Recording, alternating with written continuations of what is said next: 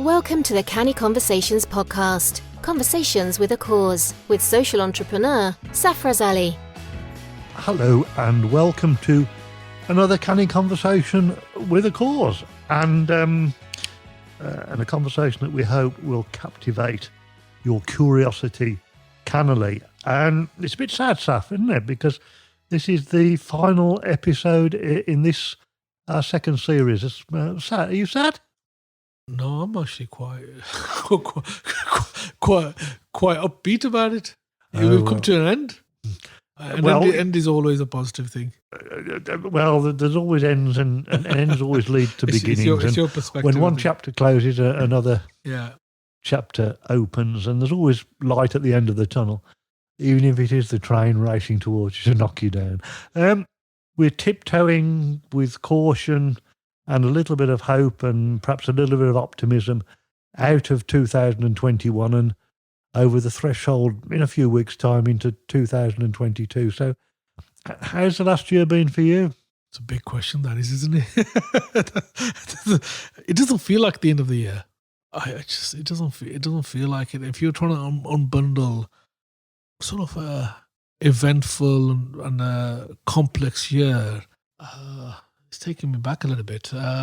It's been a bit Rollercoaster is an easy thing to say, and people say rollercoaster a lot, and that's often when they're not clear in terms of what the year has been, and that does come to mind. But I think of eventful, complex, progressive, and generally when you come to Christmas, you start looking forward to sort of slightly winding down.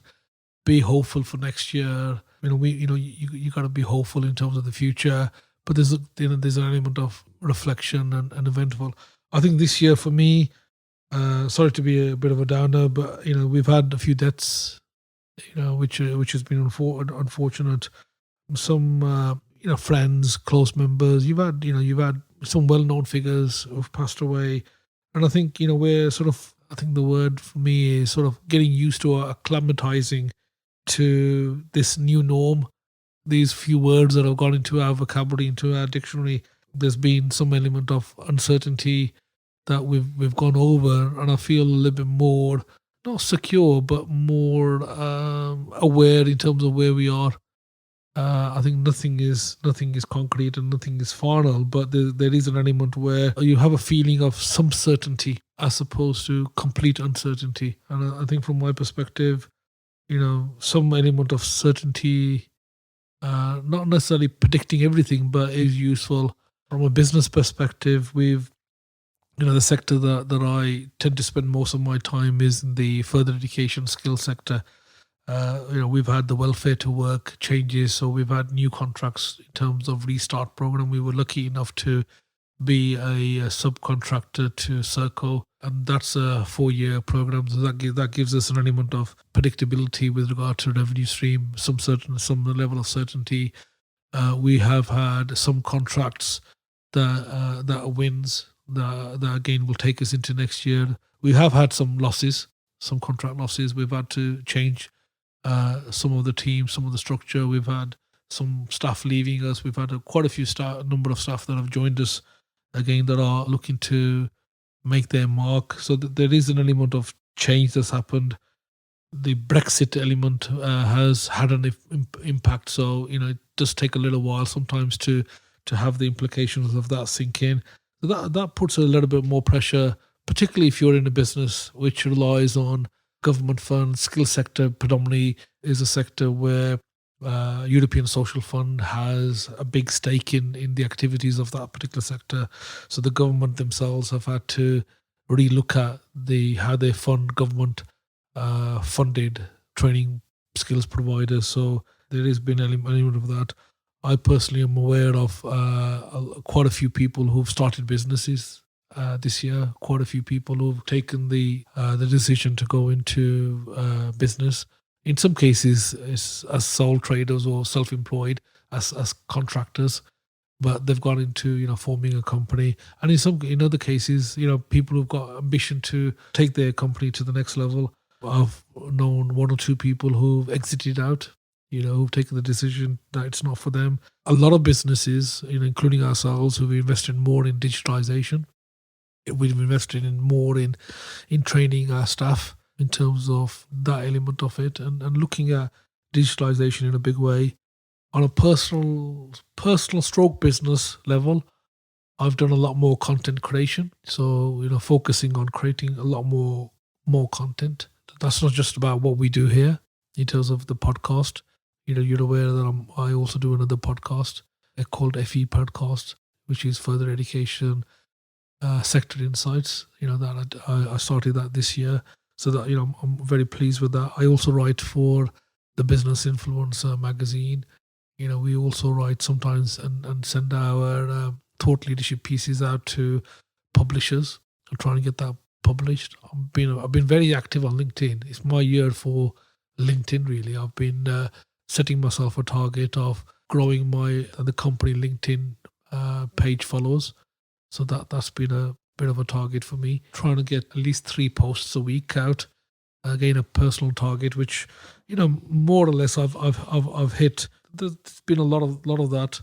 I didn't really. I mean, again, I'm giving you a long, soppy type answer, but well, no, I think as we reflect, as the sun sets on the old year, then it is a time for reflection. And as far as I'm concerned, I mean, one of the highlights of the year in terms of business has been the work that we've done. I think we've got 2 Canny Conversations podcast series out now, and you started doing the FE podcast, which I think is very exciting. I think a lot more people at the end of 2021 know Safaraz Ali than did before. I think we've extended the tentacles. I reflect on a year that I'm still here. I've got one of these watches that tells me if I'm alive or not, and it tells me that I still am alive. I think that tyrant called Joseph Stalin once said, "One death is a tragedy, 1,000,000 deaths is a statistic." And like you, I've known people. I know people who are not here now and were at the beginning of the year, and they're not here now because of this wretched virus. I think that things do look more hopeful now than they did a year ago. We were at the very early stages of the first vaccines. We didn't know if those vaccines were going to work. All the indications are that, generally speaking, they do. Not always preventing people from getting the virus, but when people do, making them less likely to be seriously poorly. Where will it all? What will happen next year? We don't know. Is it all over and the game over? I don't think the game's over. I think that there will be problems in 2022. I think a lot of businesses will struggle. The furlough scheme has now been brought to a close. Business will have to repay the Richie money that in the various grants and all the rest of it. So we're here, and maybe as far as I'm concerned personally, I'm here, and all those I know and love, or most of them, are still here, and that's a reason for gratitude and to take some pleasure from. I mean, how do you feel about the coming year in terms of what you hope to achieve and what some of the obstacles might be? I mean, just carrying on with some of the points that I was mentioning and just adding to what you've just said here. A couple of episodes back, I stated the fact that, live events are back, and, we were running around slightly like headless chickens because we were committed to going to quite a few events. And when you're in a network of people and you've got those relationships, there's an element of commitment, and it's hard then to say no. And we've done a lot of those events together, but we've also had our events coming back as well. So the BAME Apprenticeship Awards, our first sort of live events, not necessarily in the events business, but we do run events. We have an events company, and we have a purposeful reason why we do events. We don't do events for the sake of events, but we have the BAME Apprenticeship Awards, and we run the Business Book Awards. So Business Book Awards now, we've opened up again for people to submit their books in for this year. I'm anticipating quite a few books coming in, in terms of what that looks like, and that also reflects on the year as well. The BAME Apprenticeship Awards, again, we're surpassing previous successes. Competition is getting tougher and tougher. There's much more awareness. But, we're coming to the point where we're going back to the reflective element of, which is where this is, time to pause and time to reflect and pause to reflect. We're thinking, is this what we want to do? And have we done what we set out to achieve? And what was our end in mind? So there's an element of reflection to say, is it a natural time to end possibly some of these awards? Have we done the work that we've done? Have we made the impact? Those conversations are there. Nothing's been decided as yet, but I'm reflecting on it. I'm thinking about it. Getting soundings from key stakeholders and key people. Where we've got a people issue within our business, which I think a lot of businesses have got, which is the skill sets and the recruiting the right people. What we're finding is that's probably one of our biggest obstacles. And that's one of the reasons why I'm doing what I'm doing, to get the word out and get people to know, a little bit about the people behind the brand. So, yes, the company's there, Pathway Group is there, and the other entities are there. But often people now want to know who's behind the organization, what their values are, what their beliefs are. And what we find is it's easier for us to attract people now by focusing on who's already in the team. And people, we used to say, we all say people buy from people, but people also sometimes go to organizations because of certain people that are there and their skill sets, and we're attracting a different level of people. So we're building our senior leadership team, and there's been a fair amount of change there. We're focusing on that. We're focusing also on the customers that we're working with, and looking at what we can do and what value we can do. And a lot of it is about, to a certain level, continuous improvements, these marginal gains that, we have had discussions on. So there's an element of some of that. There's also some element of, we have this pathway to work or pathway to grow, the networking brands.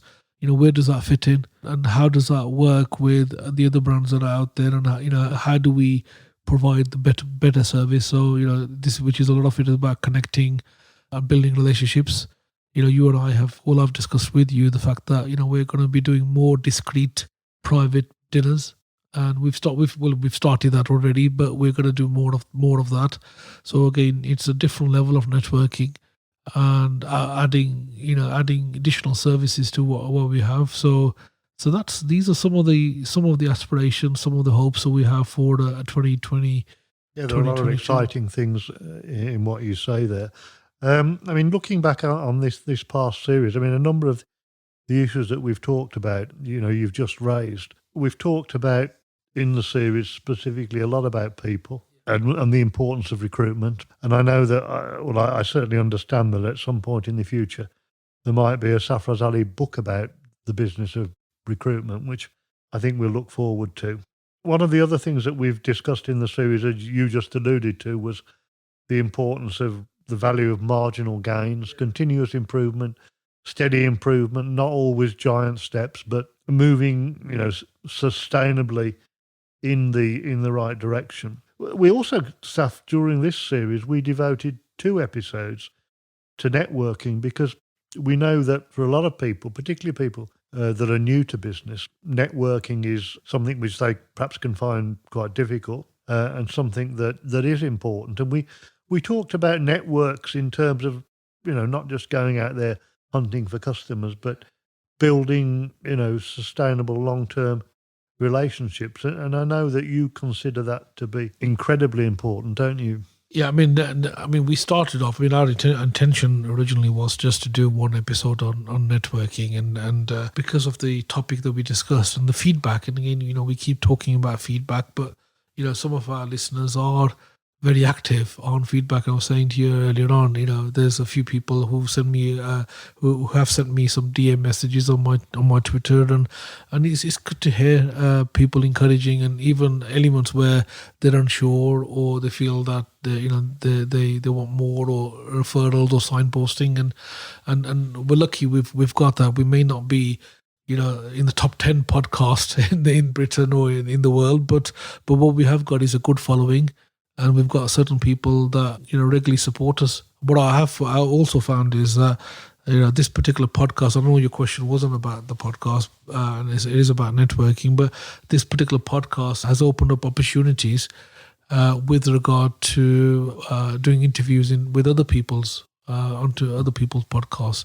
I've also found that when it comes to recruiting and people doing research, and they find that I'm on the interview panel, they will look at possibly maybe looking at one or two of my videos or listening to a podcast on the journey and so forth, just to get an idea of the sort of conversations that we're having. So people have done that. Yeah, Adrian, going back to your topic, networking is a big topic, and we didn't plan it, but we did do a second topic, networking again, and I think it was an important issue, and I actually enjoyed talking about networking. I've mentioned the fact that I've been in the networking scene since 2002, 2003, got actively involved in 2005 with the Academy networking brand that I was out there, and anybody who has been part of Academy doesn't forget about the Academy community. And I think at the same time, it's about community first, and we've been focusing on building our community as a company, and that's the reason why we've, as a business, have promoted networking out there, which is very, very much linked to our core brand Pathway Group. So, Pathway to Grow, we've got individuals who associate themselves with us as a brand. I mean, one of the things that you didn't mention, Saf, you've opened an office in Birmingham City Centre, which is interesting. Going back to the early part of this series, one of the topics that we discussed was scaling, and how it's quite different to scale a business, and some of the techniques and some of the skills and characteristics involved in building a business are rather different when it comes to scaling. And we talked about you can't clone people, and therefore the value of processes. And in terms of the way that your business is developing, you want to get the best people, but you also want processes that kind of are there irrespective of the people that are involved. Is that fair? Yeah, I mean, we have got new offices in the Birmingham City Centre, and for a business that originated in Birmingham, we were working in Birmingham for many, many years, and then the way our contracts evolved and where we found opportunities, we found that we were doing more work up in the north area, so northwest, the Greater Manchester area. We're doing a fair amount of work in the Liverpool region, doing a fair amount of work in the Staffordshire, Stoke-on-Trent region. We've got offices there, and East Midlands. So what we call the D2 N2, the Derbyshire, Nottinghamshire region, and then we were doing a fair amount of work also in the Greater London area, and just naturally how we evolved in terms of the opportunities on the contracts. And what we realised was we were a Birmingham-based headquartered organisation, but most of our activities were outside the region. And it wasn't a bad thing or a good thing, it's just how it happened. And this year, I mentioned earlier on the fact that we were part of the supply chain to Serco and became one of their restart providers. So Restart is a government contract, a UK government contract to get people who are long-term unemployed into employment, into sustainable employment. And predominantly it's a payment by results model. We work to get these individuals into employment, and that's the focus. Because we had the security of that contract, we invested in the city centre, and we've taken on a lease to a floor in City Centre Scholar House, 6,500 square foot offices, training facilities and so forth. And we're looking to do some training from there, some skills there, but predominantly it's focused on the Restart program. That's where that is. In terms of scalability and scaling, that was one of my favourite topics. I think it was early doors. I think it was one of the very first, the second one I think that we spoke about in terms of scaling. At the time, I was focused on writing my fourth book, Canny Bite's fourth book. My plan was to actually get it launched end of July, August, and that didn't materialize. It is written, it's all done and dusted and so forth, but I keep going in and making small changes and small tweaks to it, and as a result of that element and probably the perfectionist in me, it's more my side than anybody else, that deadline has moved. We're now in sort of end of November, and I'm thinking, should I push the button and get it released beforehand, or should you wait until next year? So that's a decision I can't ponder on for too long, so I've got to make that decision. Well, don't forget, Saf, that as part of this series, we did look at the imperfection of perfection. Perfection is, and we talked about the fact that you can sometimes it's a good to go for it. Yeah. So maybe that you listen to that episode, and we can remind myself. Yes, but you can you can always sort of hone something. But I say go for it. Look, one of the things that we've done this year, and we've done a bit of travelling, and what's one of my high spots?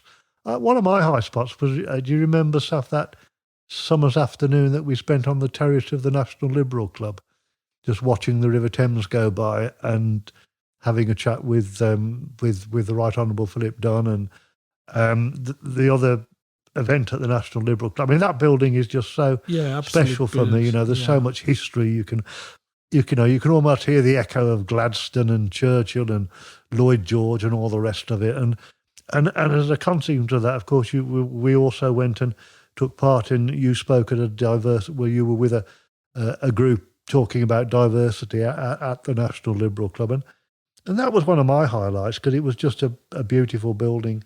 You like beautiful buildings, don't you?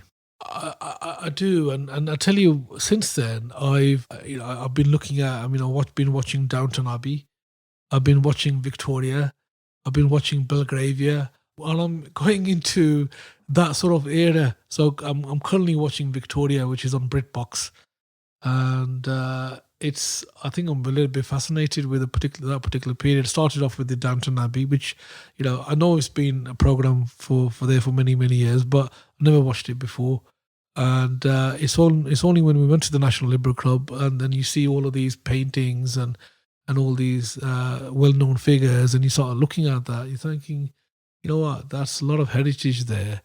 And it's that day that we had in London where we did take a picture with Winston Churchill and all the rest of it, and for some reason I sort of then just started watching these programs, and I got really quite addictive to it. Really, I mean, Downton Abbey, I probably watched that within 3.5 weeks, and then moved on to Belgravia. And then now into the whole Victoria and anything along those lines. So I'm really into that whole area now, and it's something new. But no, I mean, beautiful buildings are. You go into some buildings. I'm not just talking about the Liberal Club, but other buildings, and you can almost feel the hand of history on my shoulder. And sometimes when you go into places like that, you do. We are drawing to a close, not just of the year, but of this particular episode. Okay, so what are you optimistic? I mean, not a long answer, please, but because of the time. But are you optimistic about next year? Do you think we always have to be optimistic, don't we? Because what's the alternative? Or at least we always have to hope, because in the end of the day, hope is the last thing that goes, isn't it? I think you can't give up hope. I think when you give up hope, then you're in a situation which is very difficult. I think you've got to be hopeful, and you've got to hope for the better, and have that positive spirit, and think what we call sort of above the line, and still have positivity there. But it doesn't work if you don't put the actions in, or things that you can control. You can be positive about something, but you've got to do the work, and you've got to put the effort in and thinking in. But from my perspective, for me, I've got a wedding to look forward to this year, and before we even start thinking about next year and having our plans and so forth, I've got a lot of stuff that I need to finish off, and I want to finalise what I'm doing with the book. I've got to have a conversation with you in terms of what our return looks like for Canny Conversations. in 2022, looking at making some changes there. A lot of it is about review, reflection. Yeah, definitely looking forward to taking a little bit of time out. My niece is getting married, hopefully a little bit of relaxation, reflection. I'm going to Pakistan, the Kashmir side of Pakistan. And I think we also need to be mindful, don't we? I mean, you just talked about the importance of optimism, and obviously that's incredibly valuable. But that's not been easy for a lot of people. There are an awful lot of people who suffer with the mental health and have suffered with the mental health, and it's been made even worse this year. And there have been tragic stories. And I remember the old England cricket captain, Michael Brearley, who was a psychiatrist as well, or at least a psychologist. He was once talking about this, the topic of suicide, and he said, don't ever forget that for most people, suicide is a long-term solution to a short-term problem. So if we leave anything with our listeners, then it's, however bad things seem, stick on in there, keep working, keep trying. And there is always hope for the future, isn't there? Yeah, absolutely. And just in terms of ending the year, I want to thank you, Adrian, for all your support, heartfelt in terms of the advice and guidance that you do. We do, we don't agree on everything, but I think we've got to sort of understand how each other works and how we sort of support each other better. I think we've spent a fair amount of time together, not just in terms of the company of others, but also just having conversations and so forth. I want to thank. I don't want to come across like a thank you speech, but I do want to start acknowledge the team, the teams that we work with.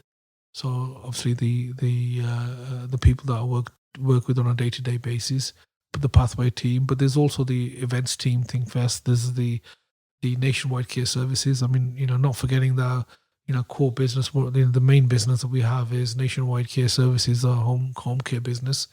It's been a really tough year. I mean, 2020 was an incredible year, but 2021 been tougher in terms of recruiting the right people and providing the service that we have, and really, in terms of appreciation, we've sort of stuck together as much as we can, and hopefully, we'll continue to grow and continue to develop and continue to keep learning and keep growing. Yep, hopefully. I'm sure we will, and I'm grateful for the opportunity to work with you. There are so many people that we could thank. I want to thank Michael and Mark and the team that have put these series together wonderfully well, and all the other people that have been involved. But most of all, I want to thank the people that have given their time and given us the privilege of being able to spend a little bit of time entering their lives and talking sense or twaddle, whatever. We hope people have enjoyed listening to us. We'll curtail this series of Canny Conversation with a cause, and I'm sure in one shape or other we will emerge again at some point in the future in 2022. But I'm sure you'd like to join me in wishing people, those of faith or no faith or different faiths, a restful period at the end of the year, and all the best for 2022. Thanks for listening to this Canny Conversation with a Cause. These conversations are based upon the Canny Bites books by Safaraz Ali, available on Amazon. To find out more, go online and visit Saf's website, pathwaygroup.co.uk, or join him on social media. He can be contacted at safaraz@pathwaygroup.co.uk.